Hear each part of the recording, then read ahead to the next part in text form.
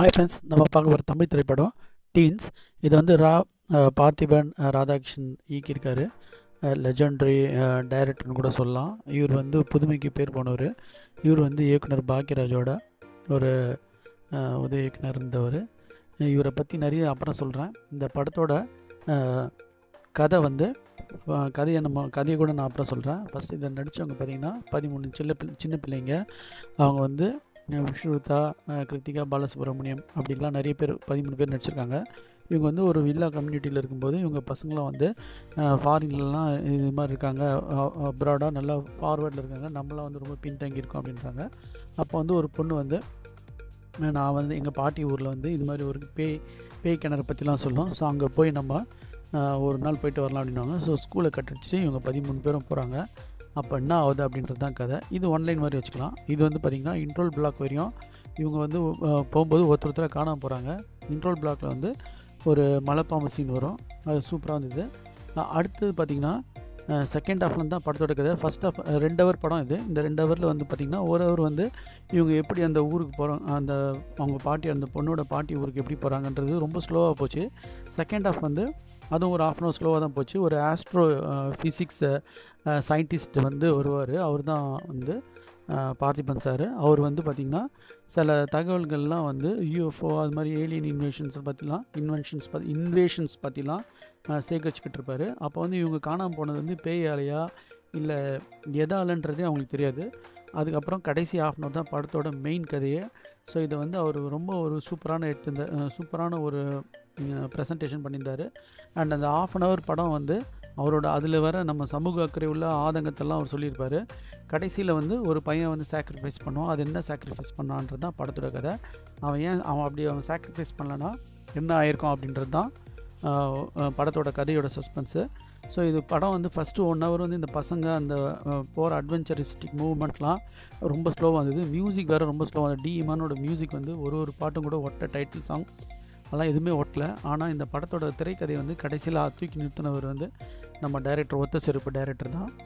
So அவர் பார்த்திங்கன்னா அந்த கடைசி ½ ஹவரில் அவரோட ஃபுல் ஆதங்கத்தை 153 வருஷம் அவரோட உழைப்பு அப்படிலாம் சொல்லுவார் அந்த பையன்கிட்ட. ஸோ அந்த சீன் வந்து சூப்பராக இருந்தது. அந்த பையனை வந்து சாக்ரிஃபைஸ் பண்ண வச்சா இவரும் ஒரு வில்ல மாதிரி ஒரு திடீர்னு ஒரு எக்ஸ்போஸ் பண்ணுவார். அந்த அயன்கலின்ற பையன் வந்து அவன் வந்து சாக்ரிஃபைஸ் பண்ணுவான். அவன் என்ன சாக்ரிஃபைஸ் பண்ணுறான்னு படத்தை பார்த்து தெரிஞ்சுங்க. இதில் வந்து அந்த சயின்டிஸ்ட்டுக்கு ஒரு சுயநலமும் இருக்கும், எப்படியாவது சாம்பிள்ஸ் சேகரிக்கணும்னு. அதுலேயும் அந்த திரைக்கதையில் பார்த்திபன் சார் பூந்து விளையாடிப்பார். இவர் வந்து இந்த சின்ன பசங்களை வச்சு இயக்கிறது இது ஒன்றும் புதுசு இல்லை. இவரோட படம் வந்து பச்சை குதிரைன்னு ஒரு படம் பார்த்துருக்கேன். அதில் வந்து சின்ன பசங்களாம் சேர்ந்து ஒரு ஃபைட்லாம் போடும். ஆக்சுவலாக எப்போவுமே பார்த்தா ஹீரோ தான் எல்லாமே ஃபைட்டாக போடுவாங்க. இவர் வந்து நான் சின்ன வயசுலேருந்து நான் படம் பார்த்துருக்கேன். இவரோட படம்லாம் வந்து பார்த்திங்கன்னா ஒரு வித்தியாசமான ஒரு இது இருக்கும். அவர் இன்னொரு முக்கியமான இது என்னென்னா, அவரோட திரைக்கதை வந்து எந்த படத்தை பார்த்து காப்பி அடித்த மாதிரியோ இல்லை வந்து இது இந்த படத்தில் வந்தது அந்த படத்தில் வந்ததுன்னு அப்படி சொல்லவே முடியாது. Is such a real creator from the is குரு. அவரோட ஒரு படம் வந்து பார்த்திங்கன்னா புதிய பாதை வந்து பார்த்திங்கன்னா அபுரசர்களோட ரெண்டும் ஒன்றா வந்ததுன்றாங்க. ஆனால் அது வந்து புதிய பாதை வந்து நான் வந்து இதுவரையும் ஒரு 10 வாட்டி பார்த்துருப்பேன். அதில் வந்து காமெடிலாம் வந்து ரொம்ப சூப்பராக இருக்கும். அப்புறம் ஹஸ்பண்ட் ஒய்ஃப் கேரக்டர் வரும். அதில் 2 பேரோட கெமிஸ்ட்ரி வந்து ரொம்ப சூப்பராக இருந்தது. அடுத்தது பொண்டாட்டி தேவை, அதுவும் அப்படி தான் ஹஸ்பண்ட் ஒய்ஃப் மாதிரி லவ் பண்ணுவாங்க. அதுவும் ஒரு எக்ஸலண்ட்டான ஒரு கேரக்டர். ஒரு சாந்தின்னு அவர் கூப்பிட்ற ஒரு ப்ரொனன்சியேஷனு ரொம்ப சூப்பராக இருக்கும். சுகமான சோமைகள் பார்த்திங்கன்னா அப்படியே ஆப்போசிட்டு ஒரு பயங்கர சோகமான ஒரு படம். அதுவும் நல்லாயிருக்கும். உள்ளே வெளியன்றது ஒரு கமர்ஷியல் மூவி, அதுவும் அவரது ஒரு சூப்பரான இது. ஸோ சரிகமப இது எல்லாமே நான் சொல்கிறது படம் எல்லாமே வந்து அவர் டைரக்ட் பண்ண படம். சரிகமப அப்படியே உள்ட்டா ஒரு பயங்கரமான ஒரு அக்யூஸ் கேரக்டர் நடிப்பார். ரொம்ப அவரோட படமே வந்து பார்த்திங்கன்னா ஒரு வித்தியாசமான ஒரு இதில் இருக்கும். அதனால தான் இந்த டைரக்டரை பற்றி நான் எல்லாமே சொல்கிறேன். ஸோ இப்போ இந்த ஜெனரேஷனும் தெரிஞ்சுக்கணுன்றது தான். ஸோ அடுத்தது புள்ளக்குட்டிக்காரன் ஒரு படம் பண்ணார். அதுவும் அவரோட இது வந்து பார்த்திங்கன்னா இவரோட டைரக்டர் டெபியூட்டில் தான் வந்தது. அதுவும் ஒரு வித்தியாசம். ஹவுஸ்ஃபுல்னு ஒரு படம் பண்ணார். அது வந்து சான்ஸே இல்லை. அந்த ஒரு தியேட்டரை வச்சுன்னு அவர் பண்ணுற இதெல்லாம் ரொம்ப சூப்பராக இருக்கும். அதில் லவ்வர்ஸ் எல்லாமே வருவாங்க. அது ஒரு எக்ஸலண்ட்டான அவரோட இஷ்யூ அது. அந்த படம் வந்து கிளைமேக்ஸ் வந்து பார்த்திங்கன்னா அதை விட ஒரு பயங்கரமான அதுக்கு வந்து நேஷ்னல் ஃபிலிம் அவார்டெலாம் அவருக்கு கிடச்சிது. அதுக்கும் புதிய பாதைன்ற படத்துக்கும் நேஷ்னல் அவார்டு கிடச்சிது. ஈவன் அது வந்து ஒரு இசை அதெல்லாம் வரும். அது ஓரளவுக்கு சுமாராக இருந்துச்சு. குடைக்குள் மழைன்னு ஒரு படம், அதுவும் ஒரு வித்தியாசமான ஒரு கேரக்டரு. அந்த 2 கேரக்டரை மாற்றி மாற்றி பண்ணுவார். அதெல்லாம் வந்து சான்ஸே இல்லை. என்னன்னு பார்த்தீங்கன்னா, இப்போ இது மாதிரியான விஷயங்கள்லாம் வந்து ஒரு மாஸ் படத்துக்கு கிடைக்கிற இது வந்து இவங்களுக்கு இன்னும் வந்து ஃபோக்கஸ் பண்ணியிருந்தா நல்லாயிருக்கும். வித்தகன் ஒரு படம், அதெல்லாம் ஒரு சுமாரான இதாக, அது எனக்கு வந்து அவ்வளோ உடன்பாடில்ல. நான் பார்த்துருக்கேன். பச்சை குதிரை பார்த்தேன், நமிதாவோட நடிச்சிருப்பார். அதில் தான் வித்தியாசமாக அந்த சேரி இதெல்லாம் ஒரு ஸ்லாங் அந்த மாதிரிலாம் வரும். ரொம்ப பயங்கரமாக பேசியிருப்பார், பேசுகிற இதெல்லாம். ஸோ எனக்கு வந்து பார்த்திபன் சார்னா எனக்கு வந்து பர்சனலாகவே ரொம்ப பிடிக்கும். அவர் வந்து ஒரு புதுமைக்கு ஏங்குற ஒரு பித்தன் கூட சொல்லலாம்.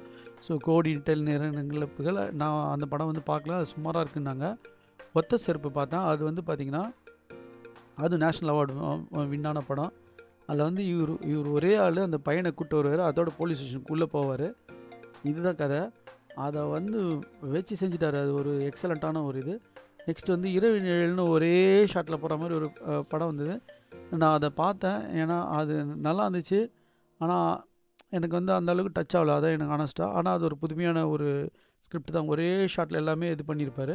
கடைசியில் இறந்துற மாதிரி கட்டுவாங்க, ஓகே. பட் இந்த படம் வந்து கடைசி ½ அன் ஹவர் வந்து ஒரு சூப்பரான ஒரு நம்ம பார்க்குறதுக்கு வந்து நான் வந்து சின்ன வயசுல வந்து ஃபேமஸ் 5 அப்படிலாம் புக்கெலாம் படிச்சிருக்கேன். அது மாதிரிலாம் ஒரு இதுவாக த்ரில்லிங்காக இந்த படம் இருந்தது. ஸோ இது எல்லாருக்கும் ஒரு டிஃப்ரெண்ட்டான ஜானர் ஃப்ரெண்ட். நான் இப்போ சமீபத்தில் வந்து இந்த படத்துக்கு கூட ஒரு படத்துக்கு போய் நொந்து வந்தோம் ஃபேமிலியோட. அது மாதிரிலாம் இல்லாமல் இதுவும் கொஞ்சம் ஸ்லோவாக தான் போகுது. ஆனால் கடைசி ½ அன் ஹவர் வந்து done a great job. So இது என்னோடய ஒப்பீனியன் தான். பார்க்குறவங்க பார்த்து என்ஜாய் பண்ணுங்கள். Thanks friends.